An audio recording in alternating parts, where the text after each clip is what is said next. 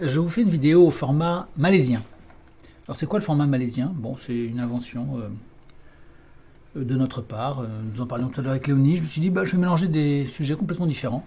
Parce qu'en Malaisie, quand vous allez dans un bazar, dans les magasins, vous trouvez un mélange absolument incroyable, hétéroclite de choses. Donc vous avez des magasins où vous trouverez des ventilateurs à côté de cages à oiseaux et puis de sacs de riz.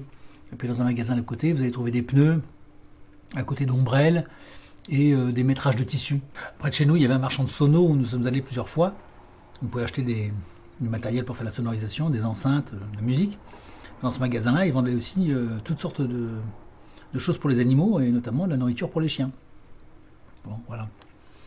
Qu'est-ce qu'on a vu aussi? On voyait beaucoup de bazar où il y avait d'un côté toutes sortes de récipients en plastique, des cadenas, des serrures et de l'alimentaire. Et d'autres choses, des choses parfois tout à fait étonnantes, des citernes. Des citernes, bon, des gens qui se faisaient une spécialité de citernes.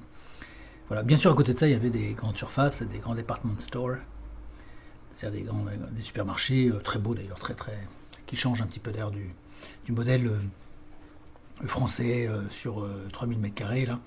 C'est souvent étagé, assez intéressant, un vrai dédale. Vous voyez, ce genre de choses, c'est assez intéressant. C'est parfois un peu déroutant. Ce qui fait qu'en fait, on fait tous les magasins pour voir s'il n'y a pas quelque chose qu'on chercherait. On ne s'attend pas forcément à des magasins comme en Occident où on trouve toujours les mêmes catégories de produits. Ça, c'est soumis à la législation, évidemment, en France. Si vous vendez des légumes, vous n'avez pas le droit de vendre à côté les dentifrices et ainsi de suite, quoi. À moins d'être un supermarché, évidemment. C'est beaucoup trop réglementaire. Non. Vidéo à la malaisienne, donc il y aura deux sujets principaux. D'une part, je vais vous parler de la stratégie des Ukrainiens, des Ukro-Atlantistes ou de l'OTAN, si vous voulez, avec l'Ukraine. Et en quoi les Occidentaux ne devraient pas être très fiers de leur stratège. On va faire un petit point rapidement. Et puis ensuite, je vais vous parler du bonheur. Donc apparemment, ça n'a rien à voir. Alors d'abord, petit point sur... je vais vous faire un petit point d'abord sur les dons que vous avez bien voulu me faire et je vous en remercie à nouveau. J'ai reçu encore quelques dons, enfin 2 dons entre hier et aujourd'hui, je voulais vous en remercier. Merci de bien vouloir poursuivre cet effort. C'est un cri du cœur, enfin c'est un appel qui vous est lancé et puis c'est une réponse que vous donnez. Et vous dites, aujourd'hui c'est cette personne et puis demain ce sera peut-être une autre personne. Je pense qu'il faut toujours être disponible en fait parce que ce que l'on donne, c'est ce qu'on, tôt ou tard, on recevra. Si ce n'est en ce monde, ce sera dans l'autre. Là, à nouveau, il faut être croyant. Mais déjà en ce monde, moi je crois très, très fort que le fait que l'on partage à un moment donné nous permette plus tard de pouvoir compter sur autrui. Donc moi, ça m'est arrivé d'aider des gens très souvent dans ma vie. Je vous ai dit hier que j'en ferai pas une dissertation, il ne faut pas le faire. Mais vous voyez, aujourd'hui, ça me revient un petit peu. Il y a des gens qui me renvoient l'ascenseur. Ou qui me font un don sans m'avoir jamais croisé d'ailleurs. Et ça, c'est formidable. Je crois qu'il y a des gens qui comprennent qu'on peut être un jour dans une situation à avoir à demander de l'aide. Et que par conséquent, pour anticiper, il faut commencer par donner soi-même. Parce qu'on peut se retrouver un jour dans un état de nécessité. Voilà. La vie, elle apprend des tas de choses. Elle nous enseigne des tas de choses. Notamment l'humilité. Et je crois que c'est une grande force. En tout cas, merci pour ce que vous faites.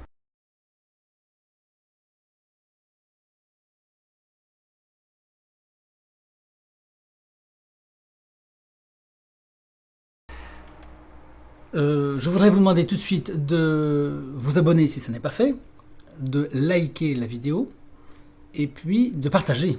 Je ne voulais pas demander encore jusqu'ici, mais partagez une fois que vous avez vu cette vidéo, pensez à le faire. Ça me paraît assez utile.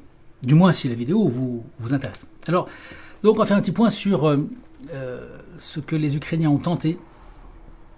C'est Zelensky qui a apparemment donné l'ordre à ses troupes d'attaquer en territoire russe en direction de Koursk, où a eu lieu une fameuse bataille extraordinaire il y a 81 ans. 81 ans. Bon, donc Zelensky, il a lancé toutes ses troupes. En fait, il a, je pense, sous le conseil des Occidentaux, commis une erreur terrible. Et je vais vous dire pourquoi. Donc il lance apparemment toutes les ressources de l'année dans une attaque sur le territoire russe. Et bon, cette attaque a été éliminée, enfin elle est en voie d'extinction. Donc toutes ces ressources de l'année, première erreur. Deuxième erreur, ça déplaît beaucoup aux Européens parce que cette attaque suspend les envois de gaz et de pétrole russe qui passaient encore. Et donc ça pose un problème sérieux à l'Europe, ce que peut-être voulaient les Américains, dont l'un des buts essentiels c'est de faire tomber l'Europe dans ce conflit. Et par ailleurs, c'est pas tout. C'est que, en fait, c'est du pain béni pour les Russes, si je puis dire, car au-delà de cette attaque qui coûte ce qu'elle coûte à la Russie et à l'Ukraine, ça a montré à la Russie qu'elle n'était pas tout à fait suffisamment préparée pour des attaques terrestres de ce genre. Or, la Russie est à la veille probablement d'une attaque générale de la part de l'OTAN. Et ce genre d'exercice en temps réel est extrêmement utile pour bien cadrer les choses et remettre de l'ordre là où il n'y en avait pas toujours. Amener des renforts plus rapidement, assurer la défense et la contre-attaque, c'est des choses qui apparemment n'étaient pas tout à fait prévues par les Russes qui ont tardé à réagir. Donc c'est du pain béni pour eux, parce que ça leur permet de répéter.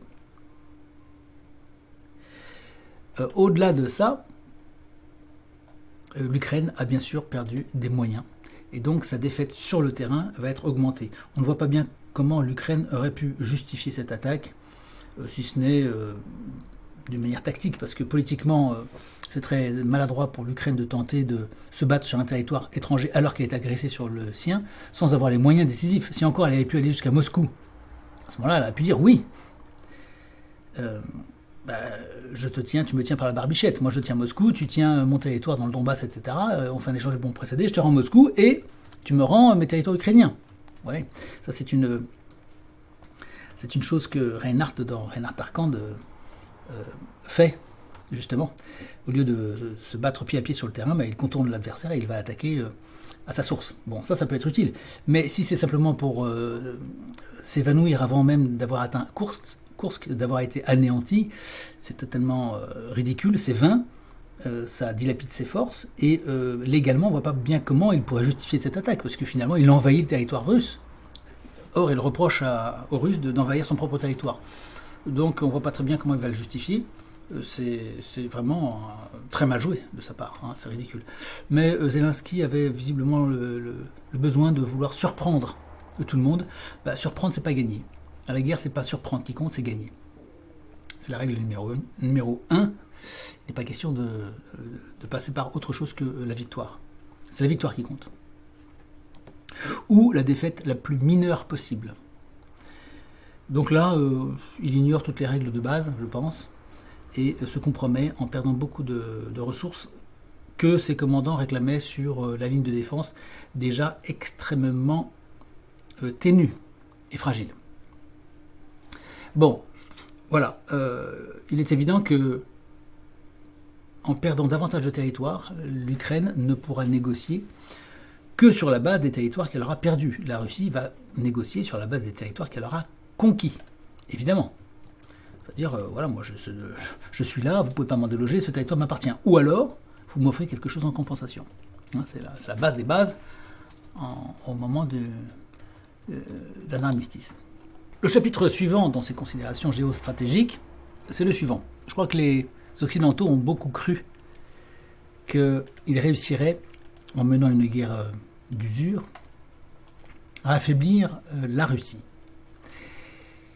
Et ils ont commis beaucoup d'erreurs sur ce sujet. En réalité, c'est eux qui s'affaiblissent et qui s'usent. Puisqu'on le voit bien, la Russie tire profit de ce conflit. D'une part, bien sûr, en améliorant ses capacités militaires, son expérience militaire, en augmentant ses capacités économiques sous le coup des sanctions, en montrant de manière internationale qu'elle est capable de faire face à l'OTAN, ce qui est une terrible déconfiture pour le camp occidental. La Russie nous tient tête. Et tous ceux qui se plaignent de l'hyperpuissance occidentale relèvent la tête en se disant voilà, il y a quelqu'un parmi nous qui se défend. Donc ça, c'est déjà un ensemble de points qui sont considérables, mais il y a aussi ce fait que ce sont les Occidentaux pétris de démocratisme, n'arrivant jamais à un consensus complet, qui sont en train de s'user. D'y laisser des plumes, d'y laisser des milliards. D'y laisser aussi un peuple tout entier, qui est le peuple ukrainien, qui va probablement y passer. Sur ce sujet, je suis pas loin de croire que les Occidentaux, en fait, voulaient liquider le peuple ukrainien. Parce qu'ils voyaient bien qu'il y avait un foyer nationaliste, ultranationaliste, disons-le. Hein. C'est pas le nationalisme à la française, hein, c'est le nationalisme à l'ukrainienne. Et je crois que ce pays, ils le détestaient, en fait. Et c'est pour ça qu'ils sont allés l'exploiter comme ils l'ont fait. Ils ont liquidé, en fait, je crois, ce peuple. Je pense que c'est un calcul de la part de l'Ouest. Et les Russes s'y sont mis également avec une certaine complaisance, puisque les Russes, ils ont encore cette espèce de mirage de la grandeur soviétique de l'époque de l'ère communiste.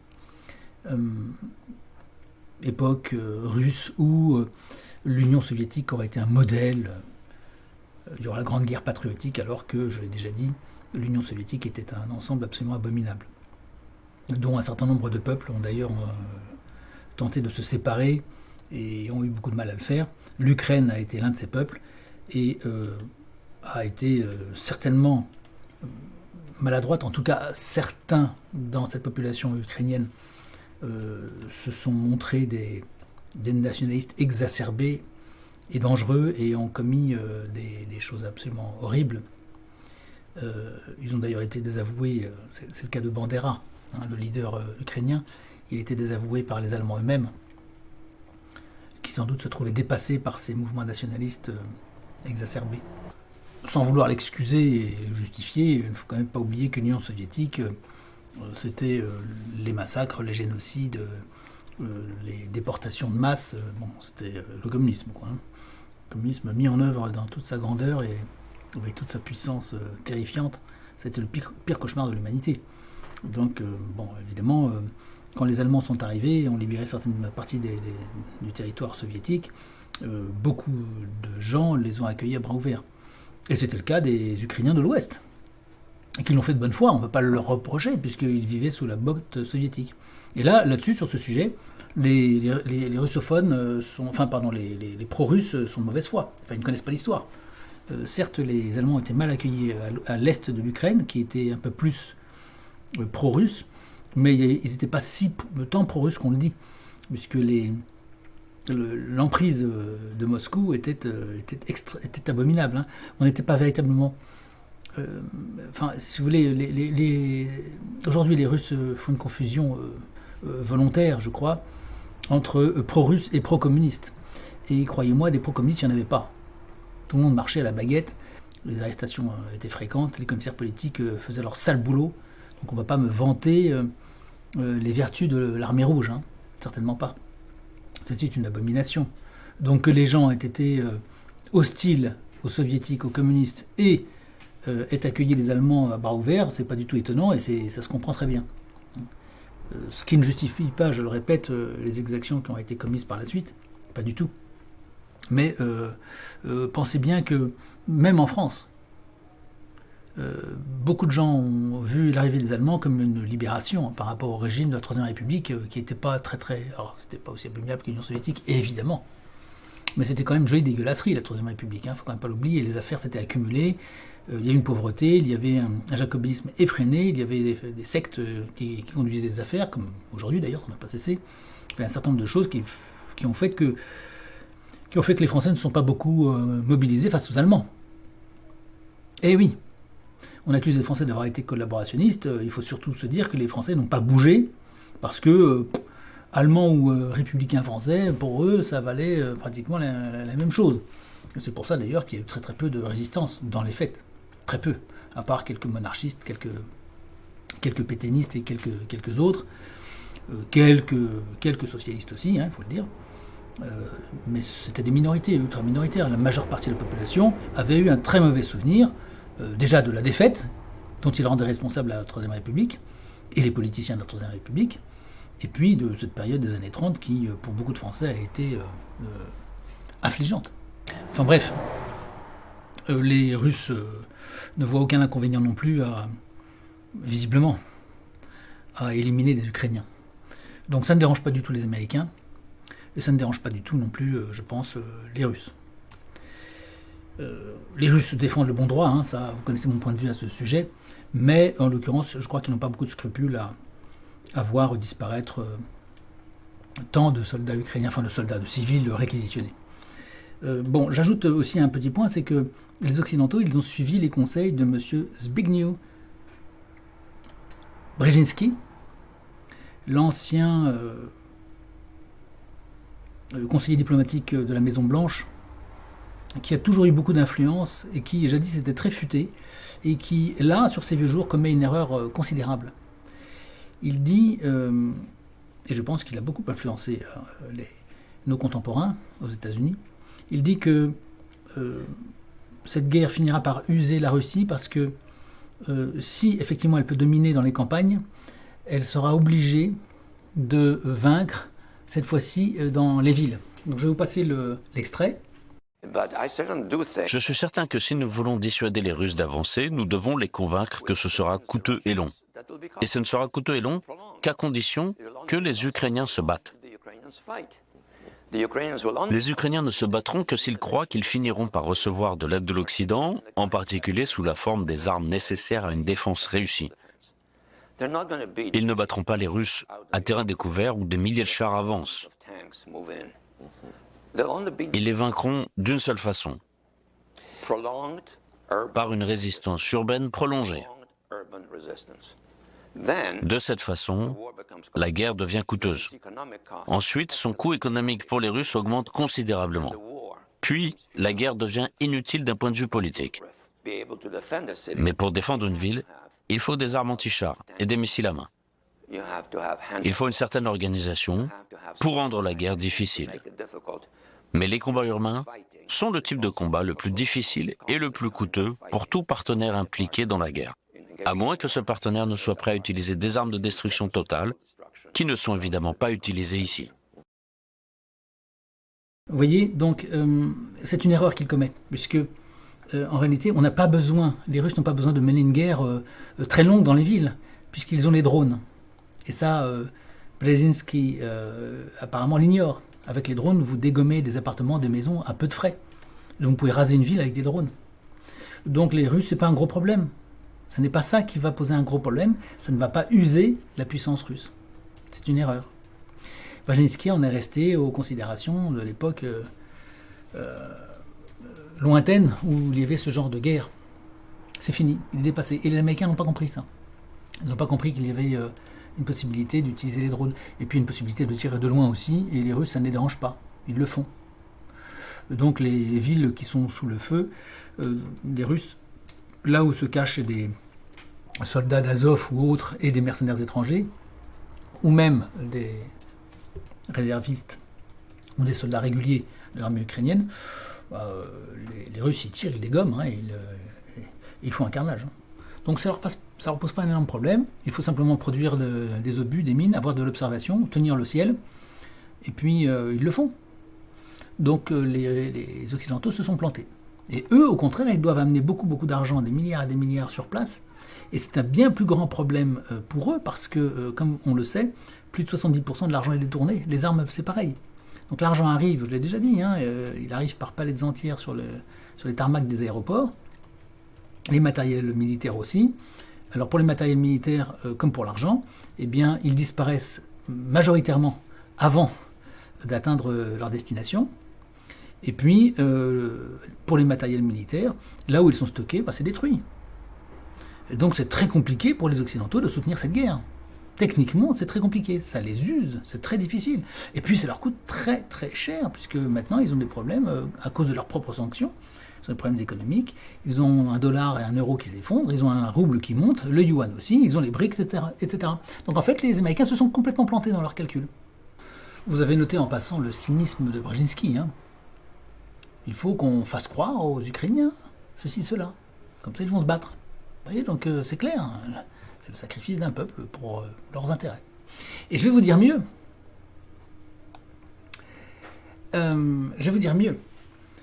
Poutine développe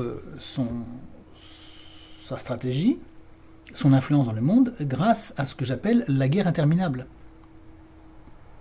C'est tout à son avantage. Il a intérêt à ce que ça dure. C'est pour ça qu'il ne se presse pas, il parle de négociations. Comme ça, il peut dire « je suis de bonne foi, moi je vous parle de négociations de paix ». Mais il ne fait pas grand-chose pour que ça se précipite. D'ailleurs, il ne pourrait pas faire grand-chose, puisque les Occidentaux freinent toujours et n'ont toujours pas compris dans quel piège ils sont. C'est pourquoi j'ai la conviction que les Russes participent de cette espèce d'unanimité médiatique qui consiste à dire que l'Ukraine va gagner. Je suis certain que les Russes ont tout à fait intérêt à dire « oui, bien sûr, il y a une perspective pour l'Ukraine, nous sommes assez faibles ». Regardez la manœuvre des premiers mois de la guerre, des premières semaines. La manœuvre était très très intéressante. Les Russes occupent un terrain, avancent très loin en Ukraine, et puis font demi-tour. Pourquoi? Ils font demi-tour mollement. Les Européens, les Occidentaux ont cru que c'est parce que les Ukrainiens engrangeaient des victoires. Ben non, sur le terrain, ils n'engrangeaient pas de victoire, ils se sont aveuglés. Il suffisait de faire des relevés. C'est simplement que Poutine manœuvrait, reculait sur une position défensive, où il a conçu cette stratégie de défense, avec ses stratèges. Ils ont attiré donc les Ukrainiens et les Européens, ils les ont laminés, et cette manœuvre a fait penser aux Occidentaux qu'ils avaient le vent en poupe, et qu'ils gagneraient. Donc en réalité, je pense, c'est eux, et j'en suis même certain, c'est eux qui se sont fait piéger par cette manœuvre et cette manière de procéder des Russes, qui ont eu le temps d'ailleurs, dans cet espace de temps, de se fortifier et de créer leur ligne défensive à triple niveau, avec les dents de dragon, etc. Donc ce dispositif dont vous avez entendu parler. Donc les Russes ont intérêt, et ont eu intérêt, à laisser entendre que les Ukrainiens pouvaient gagner la guerre. Cela poussait dans le retranchement les Occidentaux qui se sont accrochés à l'Ukraine. Et ils se sont de plus en plus accrochés à l'Ukraine. Et puis on s'est même aperçu que, comme je l'ai dit précédemment, l'Ukraine était absolument vitale pour l'Occident parce qu'on risquait d'y découvrir des choses qui pouvaient faire s'écrouler tout un édifice, tout un pan de l'édifice occidental. L'Ukraine est aussi importante pour les États-Unis, visiblement, qu'Israël. Donc, vraiment, nous vivons des choses qui sont pour nous très intéressantes, parce que si c'est à ce point que l'Ukraine est importante pour l'Occident, et que l'Ukraine s'écroule, ce qui est à mon avis inéluctable, eh bien, nous allons donc avoir, c'est un argument de plus pour dire que nous aurons une période de trouble, un effondrement précipité, et donc une possibilité de pouvoir agir et d'opérer ce renversement que souhaite pratiquement toute la population européenne. Bien, alors, je passe maintenant au bonheur. Le bonheur, ça me paraît une notion assez importante. Pourquoi est-ce que je vous parle de ces deux éléments-là? Parce que, d'une part, nous devons nous préparer pour ce renversement et suivre les événements, donc nous suivons la situation en Ukraine. Et puis, par ailleurs, le bonheur, c'est une question fondamentale, parce que quand on veut un nouvel État, il faut savoir ce qu'on veut aussi, au-delà d'un changement structurel et légal. Qu'est-ce que nous voulons pour le peuple? Nous voulons son bonheur. Oui, mais c'est quoi le bonheur?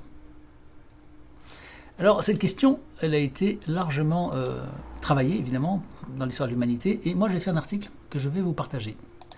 J'avais donc traité de cette question du bonheur sur le site de l'école à la maison, et je pense que ça pourrait vous intéresser, parce que cet article donnait quelques trucs. Ah, les commentaires ont tous disparu, suite à notre panne que nous avons eue en 2021, enfin la panne, l'attaque massive que nous avions subie en 2021. Mais, si vous vous souvenez, juste au moment de mon arrestation. Comment allez-vous devenir heureux? Les 5 piliers du bonheur. Bon, alors peut-être que vous pourrez regarder cet article si ça vous intéresse, je vous laisserai le lien. On a cherché à dégager les thèmes véritablement indispensables au bonheur. On a fini par en retenir 4. Nous y avons ajouté d'autres éléments relatifs au corps. Pas de bonheur sans une santé minimale. Oui, j'ai même ajouté 2-3 autres choses, je vais vous en parler. Voici un schéma qui nous paraît ultime et qui va vous permettre de comprendre comment votre bonheur et celui de vos proches procèdent. Regardez-le bien. Qu'est-ce que le bonheur? Le bonheur, c'est la santé plus les 5 clés de l'existence.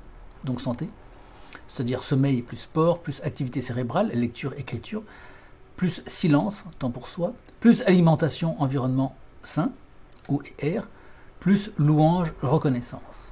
Méditation, prière, et j'ai même accomplissement de la foi, vie active de la foi. Hein. Mais bon, je ne vais pas trop développer cette question religieuse qui peut déranger certains. Alors, traditionnellement, le monde du coaching reconnaît ces 5 points-là, les 5 clés de l'objectif, de l'existence. Les objectifs qu'on a, car un homme sans objectif est un homme désespéré, il n'a pas de plan dans la vie, il n'a pas de projet. De la réussite, car sans réussite, on est toujours en attente de quelque chose, mais on n'intériorise pas un certain bonheur. Quoi. C'est-à-dire que ça ne commence pas, hein, ça ne prend pas en soi. Des moments privilégiés, on parle de moments pétillants aux États-Unis, qui sont nécessaires et utiles régulièrement, parce que la réussite c'est très bien, et les objectifs aussi, mais il faut quand même de temps en temps avoir de ces moments suffisamment légers qui nous permettent de vivre au temps présent. De la transmission et du don, il faut pouvoir transmettre à autrui, faire passer à autrui et ne pas vivre seul, complètement seul, parce qu'on a remarqué que c'était une clé aussi du bonheur. Et puis de la créativité dans l'activité, c'est-à-dire qu'il faut que les choses tout de même changent suffisamment, évoluent, qu'il y ait du changement. Donc c'est un schéma qui est très fort, à mon avis, et on dira que si un individu manque de l'un de ces éléments, son bonheur est imparfait. On le dit, on considère que c'est une chose établie. Voilà. Au contraire, si rien ne manque, l'individu est automatiquement heureux. Alors oui, moi je vous dis que j'ajouterai donc 2 éléments au moins. Le premier élément, je l'ai esquissé tout à l'heure, c'est la dimension transcendantale et spirituelle, parce que si vous n'avez pas quelque chose qui vous inspire d'en haut, s'il n'y a pas une relation à quelque chose qui vous dépasse, je pense que tout ça est encore trop peu pour un véritable bonheur. Vivre un vrai bonheur, c'est aussi communiquer avec quelque chose qui nous dépasse. Alors cette transcendance, elle n'est pas forcément spirituelle d'ailleurs, ça peut être la communication avec des idées qui nous dépassent, avec des collègues ou des gens qui sont en avance sur nous. Je ne sais pas si vous êtes un scientifique, vous connaissez, chacun connaît ce bonheur qu'on peut avoir en communiquant avec des gens qui ont de l'avance sur nous et qui nous transmettent des idées formidables. Donc il y a un caractère transcendant, y compris dans le domaine de la cogitation personnelle, sans aller jusqu'au domaine spirituel. Il y a en tout cas une transcendance qui n'est pas une transcendance spirituelle, mais quelque chose qui passe vers nous et qui nous fait aller vers le haut. À ce moment-là, il y a cette dimension. Bon, et puis, moi j'ajouterai quand même quelque chose avec l'âge, j'ai acquis une certaine sagesse, et donc je vais vous ajouter un élément auquel on ne pense pas suffisamment, c'est le décor dans lequel vous vivez. C'est le paysage, votre paysage, votre maisonnée, le terrain sur lequel vous vivez, la ville dans laquelle vous vivez, le pays dans lequel vous vivez, tout cela, ça compte énormément. Ça impacte, parce que, à supposer que vous ayez de très bons objectifs, enfin qui vous motivent, de la réussite, des moments privilégiés, les moyens de transmettre, et puis la créativité, si vous vivez dans un endroit qui est misérable, évidemment, ça rend incomplet ce bonheur. Et donc je crois que le panorama, c'est extrêmement important. D'ailleurs, dans Reinhardt, j'ai écrit un article, je ne sais pas si vous l'avez lu, mais je dis que dans cet article que le panorama est en fait le décor est pratiquement le personnage numéro 1 du roman. Alors je développe un propos à ce sujet, et si ça vous intéresse, vous irez voir. Détaillons chacun de ces aspects. Être heureux n'est pas encore l'idéal absolu, il y a des étapes au-delà du bonheur. Et oui.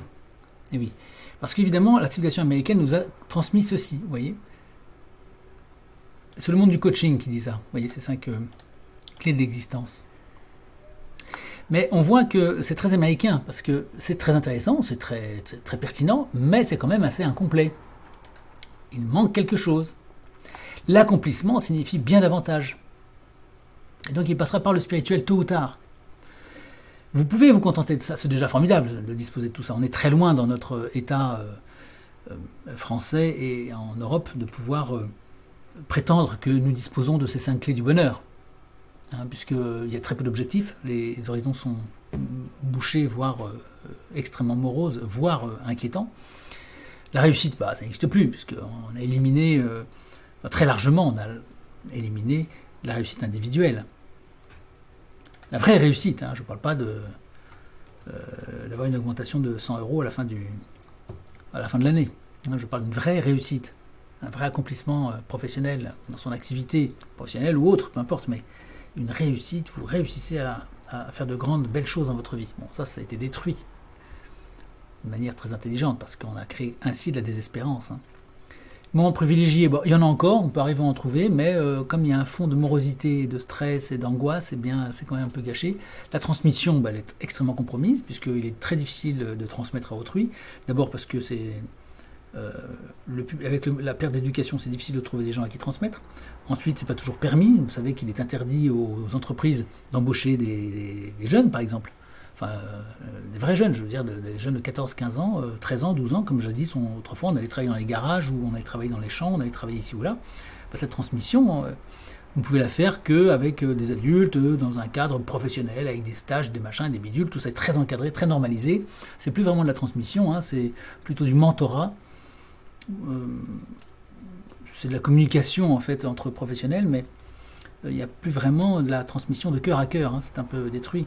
Ne parlons même pas du domaine de l'éducation et de l'instruction, puisqu'elles ont été pratiquement détruites, pratiquement.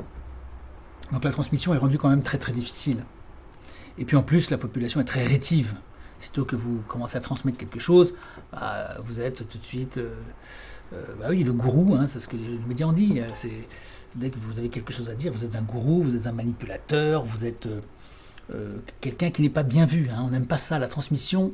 Elle est contrecarrée par un système qui n'aime pas que les gens communiquent entre eux et se donnent des trucs, se livrent des conseils, se témoignent des expériences, tout ça c'est très souvent attaqué. Et puis créativité, changement, il n'y en a pas une société qui est complètement pétrifiée comme la nôtre, il n'y en a pratiquement pas. Enfin, en France ça n'existe pas, la créativité pratiquement pas, c'est détruit. Il y a des tas de gens qui auraient beaucoup de talent et qui réussiraient dans d'autres circonstances et qui partent, parce qu'ils voient bien que leurs talents peuvent être... exploités ailleurs, ils peuvent se développer ailleurs. Donc vous voyez que la société dans laquelle nous vivons a très intelligemment détruit tout cela. Elle sait tout ça, les gens, les concepteurs de notre société moderne savent, alors les concepteurs ou l'esprit qui, sans voir forcément un complot d'ailleurs, c'est pas la question, mais l'esprit qui domine au temps sait tout cela et conçoit donc des anti-solutions au bonheur. Vous voyez ces 5 points, ils sont scientifiquement, je dirais presque, laminés par notre société moderne. Sans aller plus loin, vous le sentez bien. Alors, cet article était plus long que ça, jadis, il s'interrompt là. Voilà, ensuite, il y a sur le plan spirituel que j'ai enseigné à mon enfant, c'était un autre article, vous pourrez le voir si ça vous intéresse, je ne vais pas développer plus loin, mais je voulais vous toucher un mot de tout cela. Alors, ma conclusion, c'est la suivante, c'est que si on rétablit une société juste, il faudrait commencer par ça. La santé, les objectifs, la réussite, les moments privilégiés, la transmission, le don, le changement, la créativité, les revenus, évidemment, les revenus, c'est partie de la réussite. Et puis les libertés. Les libertés sont fondamentales, etc. Les libertés de circulation, les communications entre les personnes, la confiance entre les gens.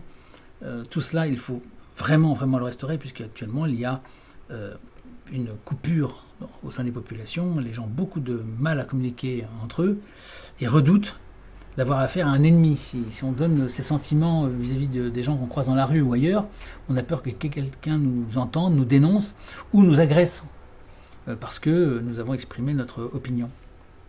Et l'agression est très fréquente en France. L'agression verbale et intellectuelle est très, très, très fréquente en France. C'est l'un des pires pays que je connaisse où les gens soient à ce point amenés par eux-mêmes à la confrontation et à la critique et à l'opposition systématique à ce qu'on peut dire.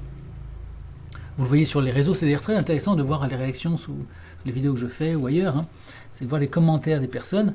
Si vous allez en Asie, moi en Malaisie ou au Japon ou ailleurs, je lisais les commentaires et ils n'étaient pas du tout sur le ton qu'on a en France.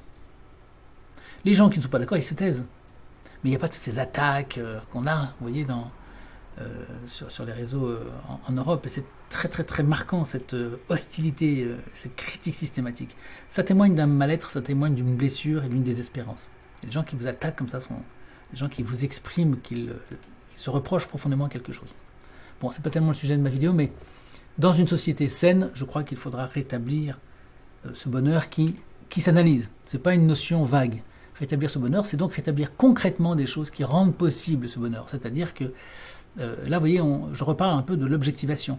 Je vous en ai déjà parlé, mais il faut objectiver les choses et pas dire, bon, le bonheur, il faut qu'on soit heureux, ça ne veut rien dire. Si vous ne l'objectivez pas, ça ne veut pas dire grand-chose. Pour certains, c'est gagner au loto, d'autres, avoir une télé à écran plasma de 3,50 m et une piscine. Bon. Mais on sait que ça ne suffit pas à faire le bonheur. On peut l'objectiver. Et l'objectivation est une clé très importante. Je reviens souvent parce que c'est crucial. À partir du moment où on va commencer à pouvoir analyser les choses et dire, mais voilà, nous avons point par point, en détaillant les choses qui sont nécessaires à l'humanité, à cette humanité dont nous avons la charge, et pour nous-mêmes, si nous savons ce que c'est, eh bien, nous avons des moyens de faire des propositions politiques, et qui ne sont pas simplement avoir tant de voix à l'Assemblée nationale, ou changer tel et tel aspect des textes, la Constitution, ouais, tout ce qu'on voit d'ailleurs dans la dissidence, il n'est question que de ça. On ne s'intéresse pas tellement au reste. Or, je prétends que en fait, une société saine et bien équilibrée, ça viendra d'abord de gens qui seront sains eux-mêmes. Parce que si vous avez une société parfaitement construite sur le plan légal, si en même temps la population est profondément malsaine, ça ne marchera pas du tout. En aucun cas. Parce que c'est ce qu'en font les gens qui compte. De toute situation, vous pouvez faire un bien ou un mal. Et de la meilleure société possible, vous pouvez faire quelque chose de profondément néfaste. Ça dépend de la manière dont les gens en usent. Et par exemple, la tentation des sociétés imbéciles, comme la nôtre, c'est de contrecarrer les déviances, par exemple, je ne sais pas, la pédocriminalité, par exemple. Bon, on ne le fait pas, c'est un mauvais exemple. Enfin, disons, la mauvaise conduite sur la route, on la contrecarre par plus de surveillance sur les routes, plus de caméras, des radars, etc. C'est une réaction complètement débile parce que vous faites peser sur tout le monde les déviances de quelques-uns, ou les erreurs ou les fautes de quelques-uns. Donc c'est la réponse la plus idiote qui soit. Mais c'est ce qu'on fait.